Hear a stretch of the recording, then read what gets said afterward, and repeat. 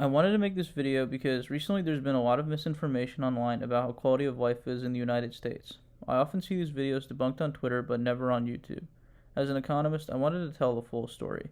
Now in this video, I'll also talk about some of the flaws of the United States, but I think I'll have to make a follow-up video about that, since the US, like any country, has problems. Usually when people analyze quality of life, they use the Human Development Index. Now, that is reliable, but it doesn't tell the full story. The focus of the Human Development Index is life expectancy, education, and incomes. It's important to look at these variables, but it's also important to look at consumption. So, according to the calculations done by the Human Development Index, if somebody goes to school longer by a year, their quality of life is better. It doesn't really make much sense once you get to a certain point. Obviously, people going to grade school and university is important, and people in less developed countries don't even have the luxury to go to elementary school. But if people decide to do 2 bachelors, or to get a PhD in a developed country, it doesn't really mean they have a better quality of life.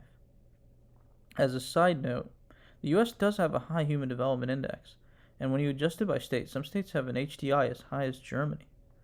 Going back to my original point, I believe that consumption is the best way to examine standard of living, because consumption showcases which country's population enjoys the most things and luxurious things, such as food, fuel, and housing, and other various goods and services.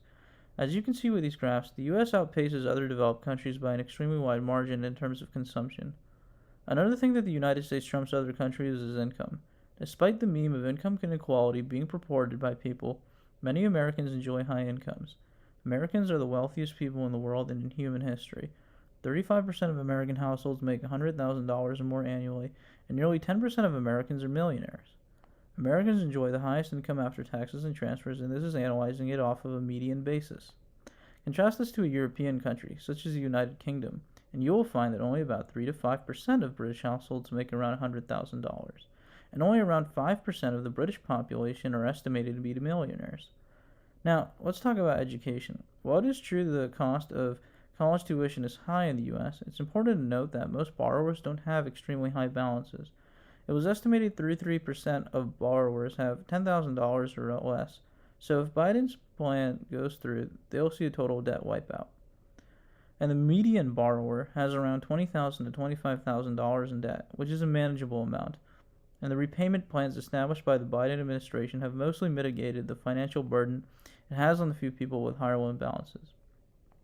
Now let's talk about healthcare. Now this is a topic I can drone on for hours, but I'll try to keep it concise.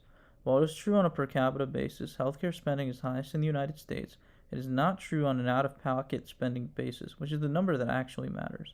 Out-of-pocket spending on healthcare in the US is quite low relative to other countries, so healthcare isn't as bad nor expensive in the US, which is a common misconception. Another criticism the US faces is lack of walkability. I live in New York City, so that isn't really an issue for me. But I agree a common problem in the US, especially in suburbia, is car dependence. However, there are many American cities with high walkability, ranging from New York City, Boston, Philadelphia, and many more. The point is, the US is extremely diverse in landscapes and urban design, so you can find what you're looking for. Thank you for taking your time to watch my video, and I would have spent more time, but I've been so busy and wanted to at least put something together. If you have any questions or comments, please let me know. The point of this video is not to bash other countries, but to clear up misconceptions about the US.